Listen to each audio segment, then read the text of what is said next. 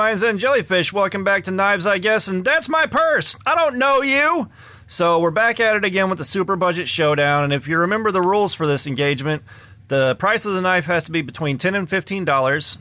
It's got to have a pocket clip, it's got to be tip up, and there's got to be a locking mechanism.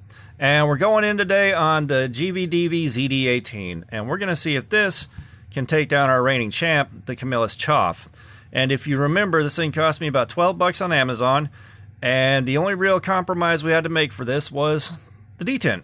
It doesn't exist, but if you're like me and you throw the extra wrist into it just to feel better about yourself, that's not a problem. This thing cut well, it carried well, and carrying this tucked in the waistband, it is so flat and comfortable that, you know, there's no digging, no rubbing, no nothing.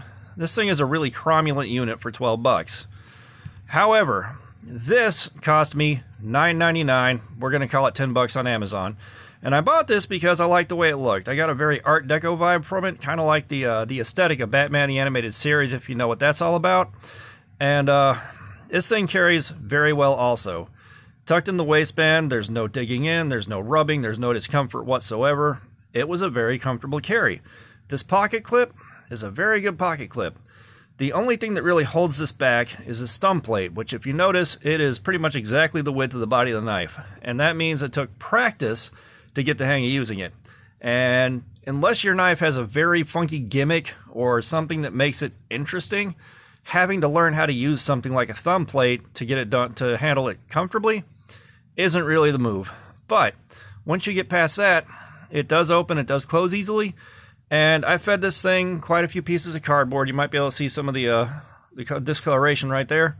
And after all the cardboard, the paperboard, the plastic strapping, the saran wrap that I cut, it's still shaved hair off the back of my hand, and it's still push cut paper. Like they got a good heat treat on this for 5CR13 steel. And like at 10 bucks, you really can't argue with this. Like I will say, trying to find something for 10 to 15 bucks, tip up with a pocket clip and a lock is a lot harder than I thought it'd be. That is making this a much more interesting challenge than I thought I had. But where does this stack up? Well, it stacks up in a very, very close second place to the Choff. Very cromulent unit, especially for the price. You just got to get used to that thumb stud, and that may or may not be a deal breaker for you. But for me, it's not a total deal breaker, but it does take some points off. So hopefully you enjoyed that video. Hopefully you want to keep going with me finding these things. I am enjoying myself quite a bit. My next one's on the way in, and the next one to review is on deck for about 7 days from now. So if you want to keep going on this with me, please subscribe. That'd be awesome. And y'all have a nice day.